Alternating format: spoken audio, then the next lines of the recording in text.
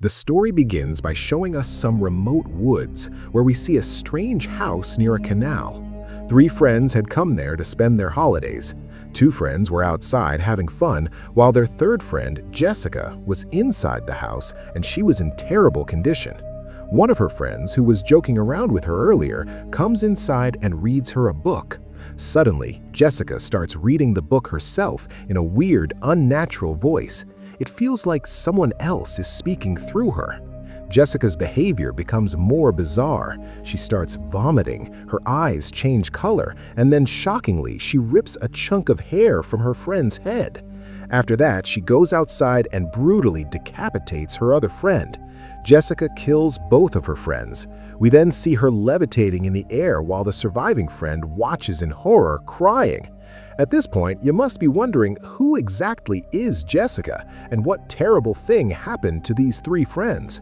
To understand that, the story flashes back to one day earlier where it all began. We see an old apartment building where a woman named Ellie lives with her three children. She had separated from her husband and was raising the kids alone. One night, Ellie's sister, Beth, comes to visit her. Beth brings gifts for the kids, as well as a gift for Ellie's husband, unaware that Ellie and her husband have separated. When Beth asks about him, the mood turns somber. Ellie then sends her children out to buy pizza so she can speak to her sister privately. Meanwhile, outside, as the kids return with the pizza, an earthquake suddenly strikes.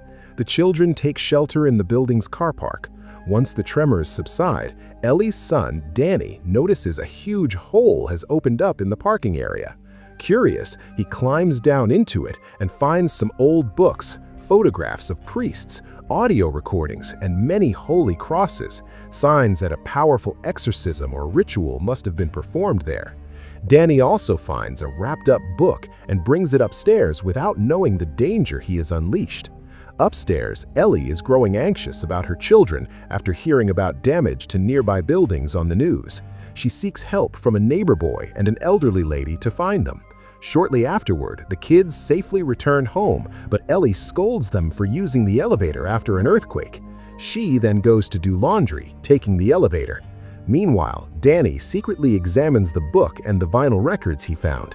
He tries to open the book, but it's sealed with teeth-like structures.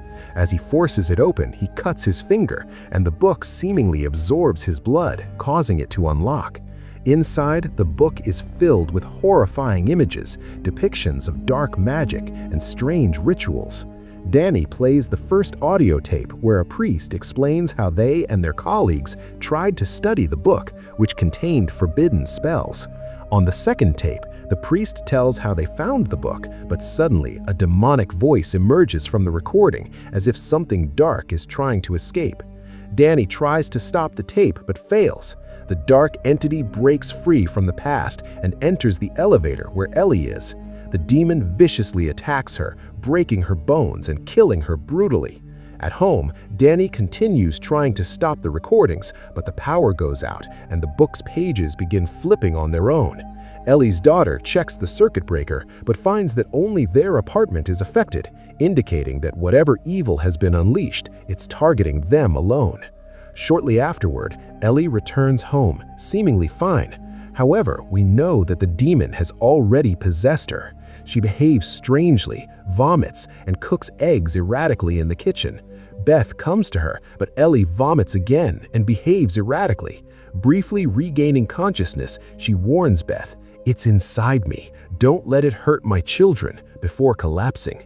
Beth and the children try to take Ellie to the hospital using the elevator, but as soon as they enter, the elevator wires snap violently and they get stuck. Ellie, who is possessed, suddenly awakens inside the lift. She starts attacking them like a crazed monster. Somehow, Beth and the kids manage to push her out and escape back into the apartment, locking the door behind them. Meanwhile, the neighbor boy, the one Beth had earlier asked for help in finding the kids, tries to close Ellie's eyes, thinking she's dead, but her eyes keep reopening again and again. Everyone realizes that Ellie isn't really dead. Beth sits beside her and lovingly tells her how much she cares about her. Suddenly, a voice, not Beth's, but Ellie's, says that her body is burning and she needs help. In a terrifying moment, Ellie sits up alive. When Beth touches Ellie, her body feels burning hot, as if it's on fire. Beth quickly drags her to the bathtub, hoping to help her, but suddenly Ellie climbs up the walls from the water and screams so loudly that everyone nearly faints. Meanwhile, the water in the bathtub begins to boil.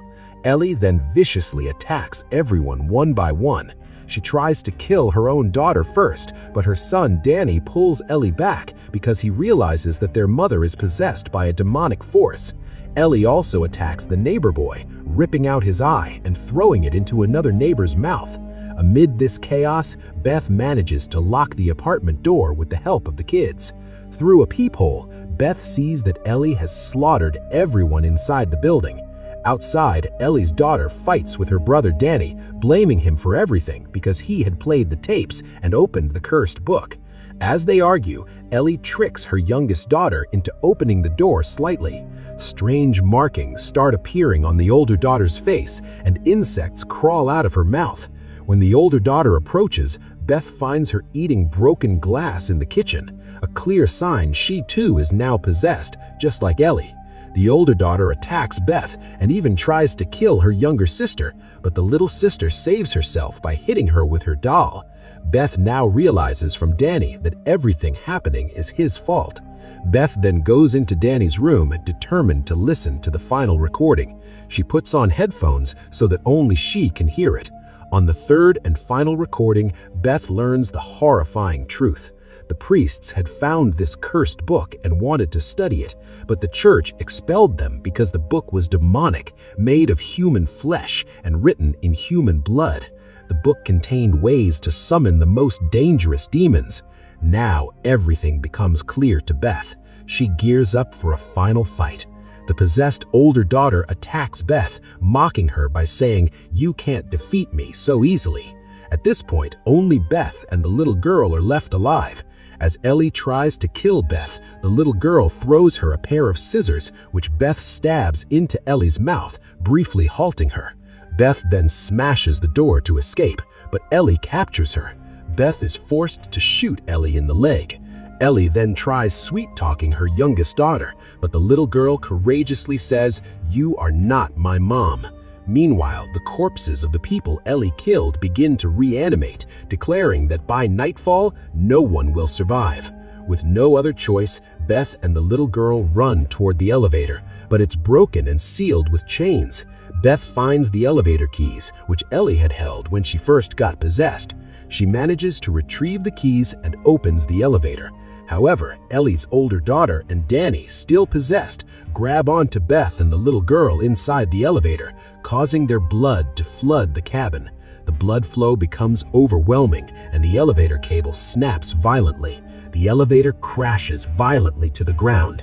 Beth and the little girl escape and reach the parking garage. They get in a car, but once again, the demonic Ellie appears in front of them, now fused into a horrific, monstrous form, along with the bodies of the others. Ellie attacks Beth and the little girl. Beth fights back fiercely, pushing all three demons into a giant wood chipper machine. She kills them all in a brutal, heartbreaking scene, forced to destroy her own family, but she has no other choice. Beth and the little girl finally escaped the building.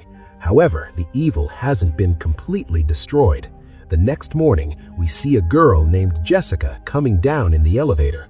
She lives in the apartment below where all this horror took place. Jessica sees blood everywhere and tries to call the police, but before she can, the same demonic force that had possessed Ellie now takes control of Jessica. Now you understand why at the start of the story, Jessica murdered her friends.